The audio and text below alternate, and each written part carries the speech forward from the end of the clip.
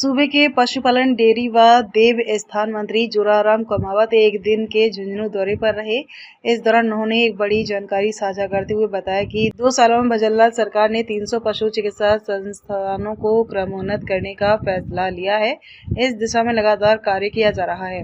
वहीं नए पशु चिकित्सा संस्थान भी खोले जा रहे हैं। उन्होंने मुख्यमंत्री भजनलाल शर्मा की तारीफ करते हुए कहा कि वे लगातार अपनी घोषणाओं को न केवल रिव्यू करते हैं बल्कि दिन रात एक करके विकसित राजस्थान के संकल्प को पूरा कर रहे हैं। पेश है एक रिपोर्ट। सूबे के डेयरी, पशुपालन और देवस्थान मंत्री जोराराम कमावत झुंझुनू के दौरे पर रहे।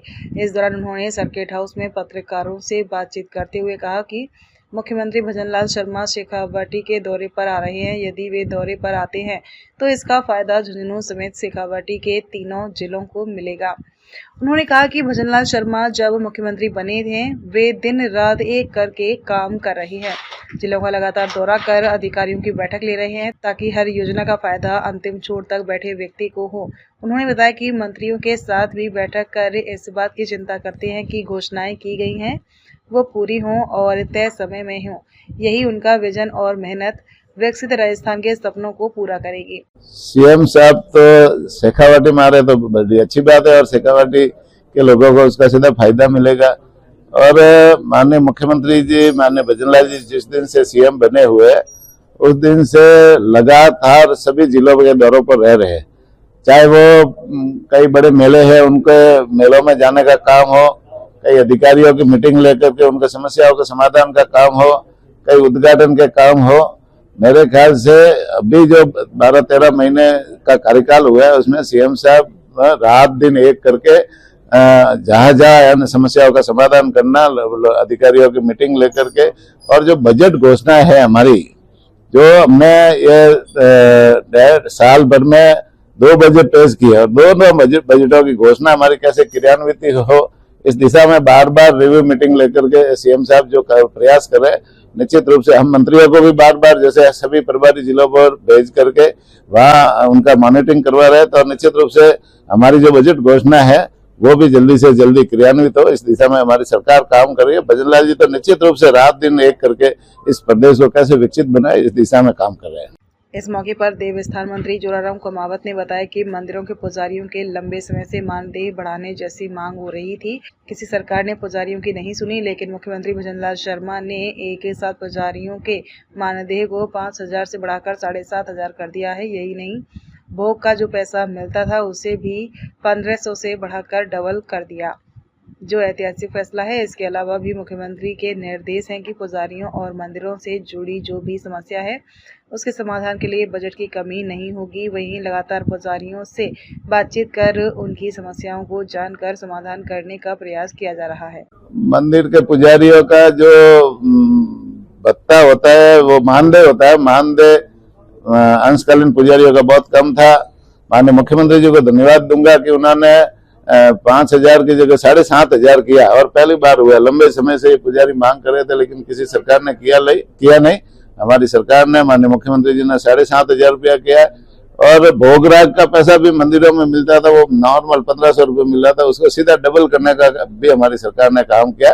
और भी कोई उनकी मांगे होगी तो इसका परीक्षण कराएंगे और निश्चित रूप से उचित अवसर पर उचित समाधान होगा। इस मौके पर मंत्री जोराराम कमावत ने बताया कि अब तक भजनलाल सरकार ने अपने 2 बजट पेश कर दिए हैं। पशुपालन विभाग ने 300 पशु चिकित्सा संस्थाओं को क्रमोन्नत करने का हाथ काम लिया है ताकि अपने घर के पास ही पशुपालकों को स्तरीय पशु चिकित्सा सुविधा मिले। भजनलाल सरकार ने न केवल 2 सालों में 300 पशु चिकित्सा संसाधनों को क्रमोन्नत कर रही है बल्कि बड़ी संख्या में नए पशु चिकित्सा संसाधन खोल भी रही है। इससे भी महत्वपूर्ण योजना पशुपालकों के लिए शुरू की गई है, वो है मोबाइल वेटरनरी यूनिट, जिसमें टोल फ्री नंबर पर कॉल कर पशुपालन अपने घर पर पशु चिकित्सा सेवा ले सकता है। पूरे प्रदेश में ऐसी 536 गाड़ियों का संचालन किया जा रहा है, जिसमें एक पशु चिकित्सक, एक कंपाउंडर और एक हेल्पर कम चालक है, जो एक कॉल पर पशुपालक के घर जाकर पशु का इलाज करते हैं, वो भी बिना कोई पैसा लिए। बस पशुपालकों को 1962 नंबर पर कॉल करना होता है। पशुपालकों के पशुओं की बीमारियां हैं, बहुत सारी बीमारियां होती है। हर ऋतु में अलग अलग तरह की बीमारी आती है और उन बीमारियों के लिए हमने पूरे राजस्थान भर में हॉस्पिटल खोल रखे हैं। पहले से जो संचालित हॉस्पिटल है उनमें सुविधाएं भी हम कर रहे हैं और अभी हमने जैसे ये 2 बजट हुआ, 2 बजट में माननीय मुख्यमंत्री जी ने 300 संस्थाओं को कर्मोन्नत करने की घोषणा की है और 700 नई संस्थाएं खोलने की घोषणा की है। तो ये और भी हम संस्थाएं खोलेंगे और खोल भी रहे। साथ ही साथ में एक बहुत बड़ी जो मैंने योजना शुरू की है वो योजना है मोबाइल वेटरनरी यूनिट। जहां पर संस्था है वहां इलाज उनका हो रहा है और जहां पर कई जिले ऐसे हैं जहाँ छोटे गांव है वहां या ढाणियां हैं तो वहां पर जैसे पशुपालकों को पशुओं के इलाज के लिए पर्याप्त सुविधा नहीं मिल रही है तो उनके लिए हमने मोबाइल वेटरनरी यूनिट पूरे राजस्थान में 536 गाड़ियां शुरू की है और उसमें एक डॉक्टर है, एक कंपाउंडर है, एक हेल्पर कम ड्राइवर है, सभी तरह की दवाइयां है और ऑन कॉल वो गाड़ी पशुपालक के घर जाती है। कॉल सेंटर 1962 नंबर है।